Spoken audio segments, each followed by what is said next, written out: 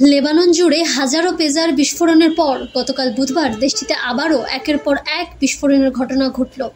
এবার walkie talkie, laptop, walkie talkie radio, গাড়ির বিস্ফোরণ ঘটেছে। এতে অন্তত 14 জন নিহত ও 445 জন আহত হয়েছেন। গত মঙ্গলবার হিজবুল্লাহ সদস্যদের ব্যবহার করা পেজার বিস্ফোরণে 12 জন নিহত ও প্রায় 3000 লোক আহত হন। পেজারগুলোতে আগে থেকেই স্বল্প পরিমাণে হলেও শক্তিশালী বিস্ফোরক ভরা ছিল বলে ধারণা করা হচ্ছে।